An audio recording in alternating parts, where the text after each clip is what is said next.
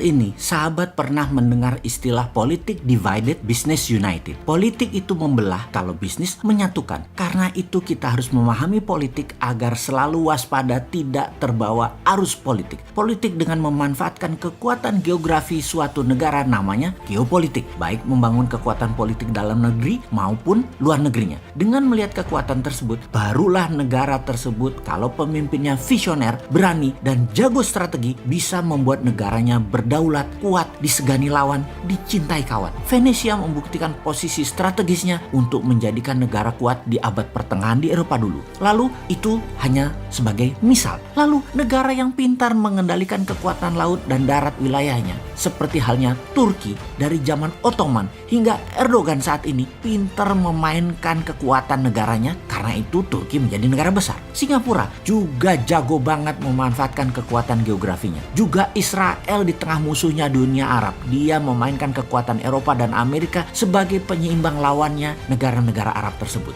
Banyak daerah strategi seperti Panama, Mesir, Taiwan, Hong Kong memainkan cantik wilayahnya. Namun banyak juga yang tidak pandai. Salah satunya adalah negara-negara Arab. Lokasinya strategis, sumber daya alam minyak dan gas strategis. Tetapi negara Arab tidak bisa menjadi negara superpower. Makmur iya, superpower atau negara besar, big country, tidak bisa. Atau dibacanya tidak boleh. Jadi yang membuat tidak boleh adalah negara besar dan negara superpower. Mereka rule the world saat ini. Karena itu dalam kacamata pertahanan negara, negara besar punya nation interest, punya tujuan bernegara terhadap negara lain. Dan kita harusnya membaca dengan teliti, karena nation interest negara lain menjadi nation threat, negara lemah. Menjadi ancaman kedaulatan negara lemah, nation interest negara besar lainnya. Kita bahas ini sejak lama. Kita kembali lagi agar paham bagaimana cara bernegara agar menjadi negara berdaulat. Agar Indonesia tidak goblok-goblok amat seperti negara-negara yang tidak berdaulat lainnya. Kita ini harusnya lebih besar dari Turki,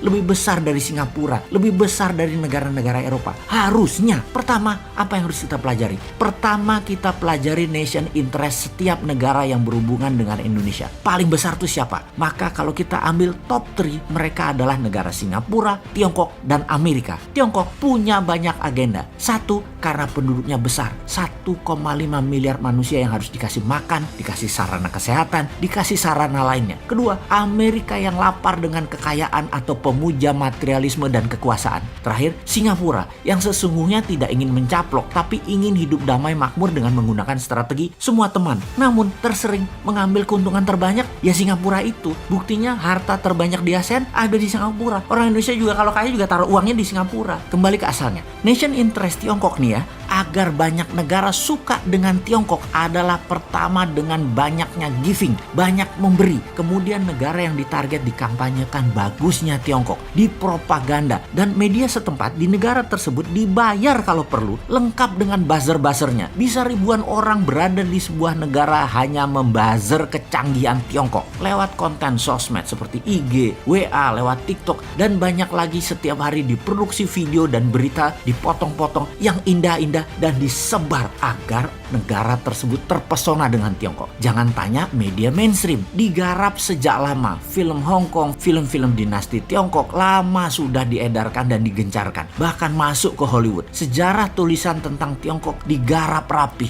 Itulah Kementerian Propaganda yang pegang dari Tiongkok. Semua informasi tersebut diorkestra dengan baik. Setelah media, apalagi yang digarap? Yang digarap adalah kebijakan-kebijakan bernegara, parlemen, dan partai-partai negara yang akan ditarget. Digarap setidaknya individunya. Orang mereka dalam tanda petik payroll, digaji, diopeni, diurusi, dimakmurkan dalam bahasa sederhananya. Namun bagi mereka yang tidak paham idealisme bernegara, semua itu seperti business as usual, kayak lagi bisnis biasa aja. Padahal mereka ini diarahkan untuk memuja Tiongkok, tetapi di kepala mereka ini bisnis kok gitu ya.